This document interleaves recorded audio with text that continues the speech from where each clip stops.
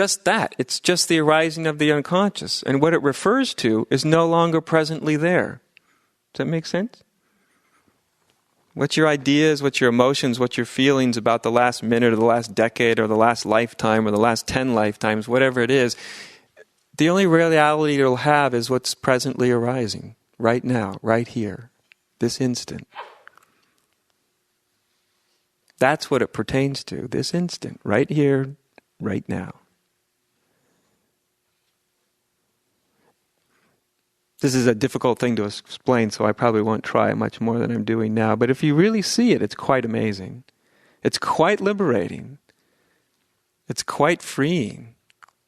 It doesn't mean that your unconscious might not have to unload itself for a while. It usually does. But your relationship to it becomes completely transformed. Completely.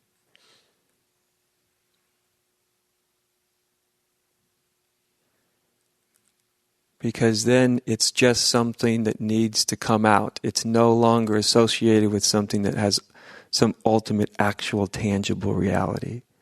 And that changes everything. That makes the opening of it so much easier, so much lighter, so much smoother. Having said that, it's no guarantee it's going to be smooth. Not at all. This isn't about making it smooth. It's about being awake within it. That's all it's about. Being awake within it.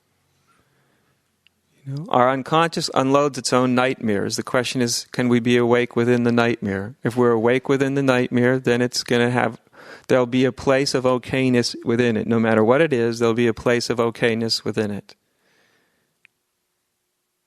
And if we're not awake within the nightmare, all we're left with is the nightmare. All we're left with is the not okayness. You know, it's the okayness that liberates it. You see, that's what liberates it.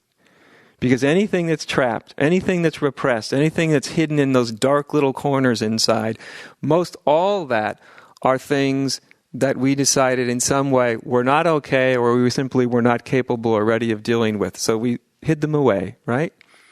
We hid the imprinting away. We didn't hide the actual thing away. The actual thing disappeared as fast as it arose.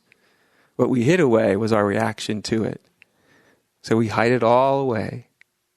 And then you transcend it, yes. The unborn is beyond it all, undisturbed by it all. But it's the unborn that can be conscious of it. Stay conscious. Stay awake. Knowing that it's a nightmare. It might be a nightmare that has to unload itself, that has to show you itself, right? It might have to do its dance in front of your consciousness so that it can be free. That is not only understandable, but common. But when we can actually stay conscious for it, without taking it as ultimately real, but also by not pushing it away and with the sort of casual thought that it's unreal. Do you know the difference? You can hear that it's unreal, and then you'll be sitting there telling you it's not real, has no reality, and that just becomes another part of the delusion. But when you see it from the unconditioned,